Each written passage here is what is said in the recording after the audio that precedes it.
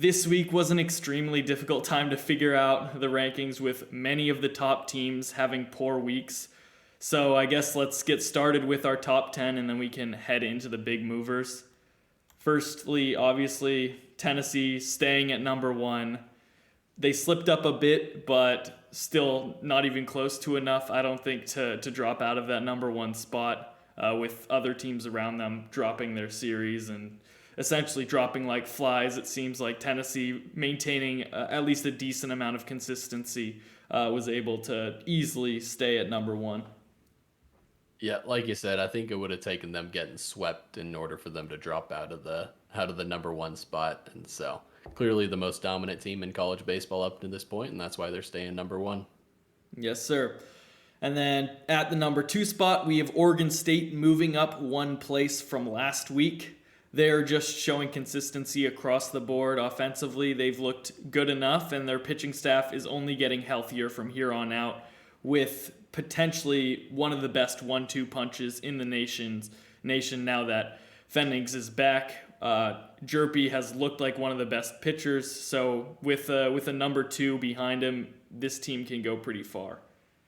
Yep, consistency is definitely the key for this Oregon State squad. I believe the only series loss on the resume is the one to Stanford, where they lost 2 out of 3. Besides that, it's been an ultra consistent squad, and when you keep winning, you just keep moving up the pecking order. Yes, for sure. And they definitely could have won that Stanford series as well with games going into extra innings. And then at number 3, we have Arkansas moving up 5 spots. We probably shouldn't have dropped them as much as we did, looking back on it, but Arkansas proved us wrong, jumped back up to the number 3 spot with their dominant series against LSU. Yeah, I mean, everybody had Arkansas in that top 3, but everyone was waiting for the offense to show up. And when they lost that series to Florida, it made it seem like they may be a little more concerning than we thought. But the sweep over LSU just shows the dominance that this team does possess, and ultimately that they do deserve being on the top of the rankings. Yeah, for sure. And now here comes the teams that did not do so well this week, but didn't really know how far we could drop them. With Miami, we dropped them 3 spots. I think that's fine. They were the number 2. They were pretty much consensus number 2. They had a bad week, but not an awful week like other teams did. So I think at number 5 is fine. They're still, by far, it seems like the best ACC team there is. So, yeah, number 5 seemed like the right spot, not dropping them down too far. Yep. And then we had Oklahoma State jumping up to that 4 spot, winning 2 out of 3. So, I mean, Oklahoma State just taking care of business, and they look to be the top of the Big 12 right now with a big series coming up. But like you said, past them is 4 straight teams that just had absolute duds of weekends dropping down. But how far can you drop them when 2/3 of the teams in the top 25 are losing their weekends? For sure. These OSU teams are making my eyes confused. Oregon State and Oklahoma State now both in the top 4, and they seem to be both pretty consistent and look like probably the best teams in the conference right now. So next we have another team in orange at 6, Texas, dropping 2 spots. This was a team where, I mean, we don't really know where to put them. We can't jump a bunch of teams from like 15 all the way up to like 5. It just didn't seem right to make that huge of a jump, and Texas just ended up sitting at that number 6 spot. Lucky for them that enough teams around them were losing series as well. They ended, I think, 2-2 on the week, so could have been worse. Other teams were definitely worse, but they still lost series, and they didn't look great, but the number 6 spot was calling their name.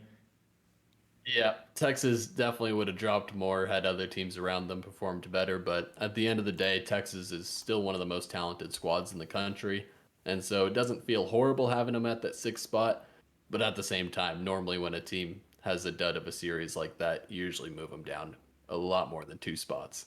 Yeah, and following that up, we have number 7, Texas Tech. This one also just felt absolutely wrong to keep them this high. They're a team that is struggling as of recent, and if they continue those struggles, they could be dropping a lot more after this next week. We'll have to see. But for now, they're sitting at that 7 spot, just lucky based off of what happened around them. Yeah, and it's one of those things where if they don't rebound in the upcoming weeks and the teams right below them do, then it shows that we are able to drop them down a few more spots than we originally did. But yeah, need to get things going. Only dropping 2 spots, but they're certainly not safe. Yeah, and the same message goes for the number 8 team. Just on repeat here, Notre Dame dropping 2 spots as well. I mean, they had a bad weekend getting swept, but just we had a pretty big gap from the top 9 teams to the rest of the field from last week. So we felt that it tightened up for sure. There's pretty much no gap from 6 all the way down to like 15, but they still couldn't drop all the way down past some other teams because that gap was prevalent previously. Yeah, we had Notre Dame ranked a little higher than most polls last week, and still do now.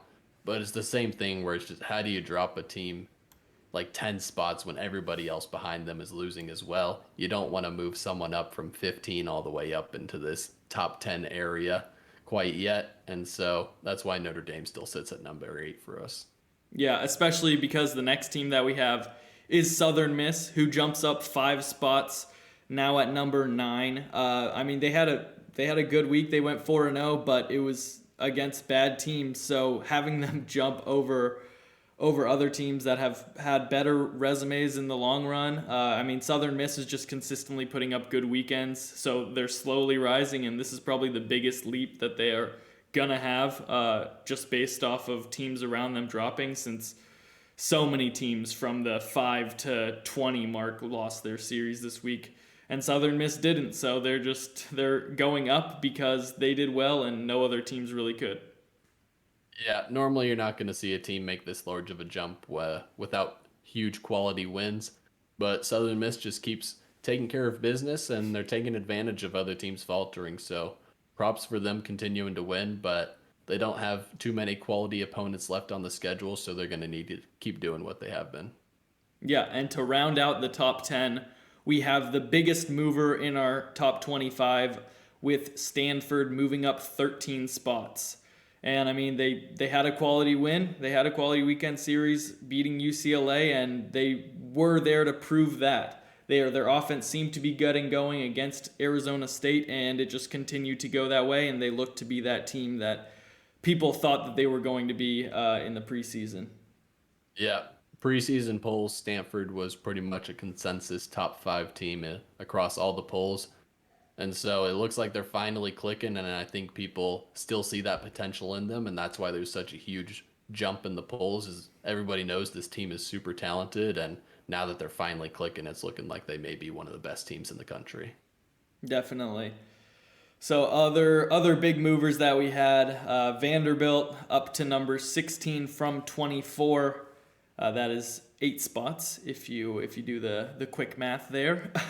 They had their first good series win, so it just seemed like once they get that win, they'll be jumping up just based off of name and brand alone. And they showed that, and hopefully they can continue that and prove us right.